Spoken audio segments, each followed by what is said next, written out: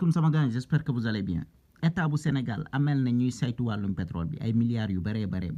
waaw bor bi foo ko nattu weesu na ko ndaxte ñooñee nee nañ lu tolloog 147 milliards loolu la leen état bu Sénégal amel ba tax na nag ñoo ngi woo état bi ñu ñëw toog ñu saytu mbir yi ñu waxtaanee ko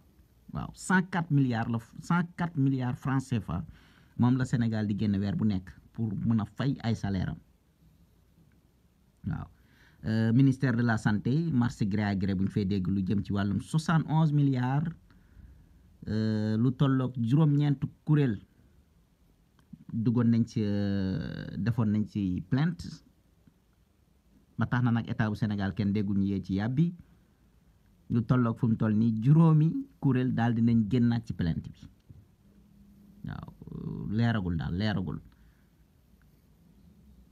ki nga xamante ni moom moo di Boy Djiné démb dañ ko interpellé waat jàppaat ko ci yoonu Touba bi waaw nee nañ Thiès daal la bawee ko di dem Touba ci benn oto boo xamante ni amul këyit non seulement amul këyit deuxièmement oto bi liñ fa fekk ci ay ngàndaay foo ko nattu weesu na ko ay marteau ay brin nee nañ ay laser yoo xamante ne dañuy dagg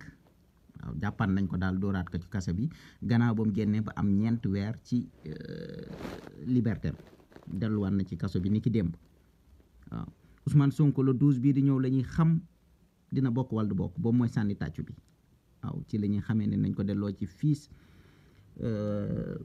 fiche électorale bi am déet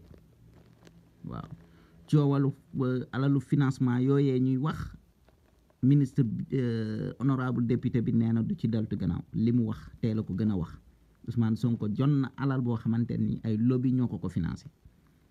waaw journal bi di source mooy ki ko xamle mu nekk nag loo xamante ni fu mu toll nii ñëpp a ngi koy waxtaanee président de la république PM premier ministre ak ki nga xamante ne moom moo jiite assemblée nationale ñoom ñëpp nekkuñ ci réew mi kan moo yor caabi réew mi loolu la ñëpp di laaj sant leen gërëm leen di leen jox dig daje ba ëllëg incha allah ci seen beneen actu du jour jërë ngeen jëf.